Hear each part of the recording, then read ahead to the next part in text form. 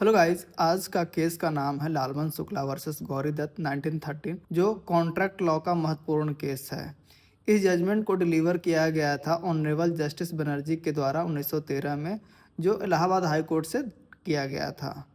Fact of the case क्या था? एक समय की बात है कि जब गौरी दत्त का नेफ्यू लापता हो गया था, तब उन्होंने अपने नौकर को, जिनमें एक लालमन शुक्ला भी शामिल था, लड़के को खोजने भेजा।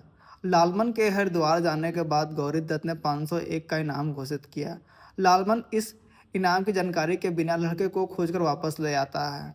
गौरी दत्त ने उसे कुछ उपहार दिए, लेकिन 501 का इनाम नहीं दिया। 6 महीने बाद लालमन को नौकरी से निकाल दिया गया और उसने, जो लालमन था, उसने इनाम का दावा किया। तो इस केस में लीगल इशू क्या था? तो पहला था कि क्या लालमन शुक्ला इनाम पाने का हकदार था। दूसरा, क्या प्रस्ताव की वैध स्वीकृति हुई थी। तीसरा, क्या लालमन और गौरी दत्त के बीच कोई अनुबंध बना था। अब हम लोग देखेंगे आर्गुमेंट्स दोनों तरफ से। तो पहले देखेंगे प्लेंटिफ का, जिसमें तर्क दिया गया कि लड़के को खोजने की क्रिया की प्रस्ताव की स्वीकृति थी। इंडियन कॉन्ट्रैक्ट एक्ट 1872 की धारा 8 का हवाला दिया गया, जिसमें कहा गया कि प्रस्ताव की शर्तों का पालन करना उसकी स्वीकृति हो। वहीं जो डिफेंडेंट था गौरी दत्त, उसका कहना है कि लालमन को इनाम की जानकारी नहीं थी, इसलिए कोई स्वीकृति नहीं हुई और कोई अनुबंध नहीं बना।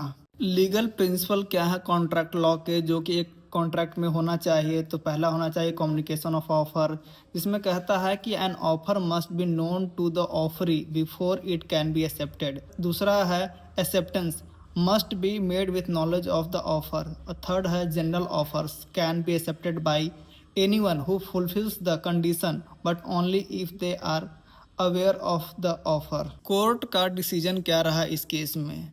The court held that Lalman Shukla was not entitled to the reward since he was unaware of the offer. There was no valid acceptance, thus no contract existed between the parties। इस case में ratio डिसेंडेंडी क्या था?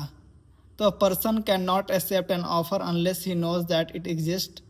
This case established that knowledge of an offer is essential for a valid contract under Indian law। Relevance क्या था? तो it clarifies the importance of communication in forming contracts, frequently cited in discussion on offer and acceptance, especially in case involving general offers। उम्मीद है आपको यह video पसंद आई होगी। मेरे चैनल को सब्सक्राइब जरूर करें। धन्यवाद।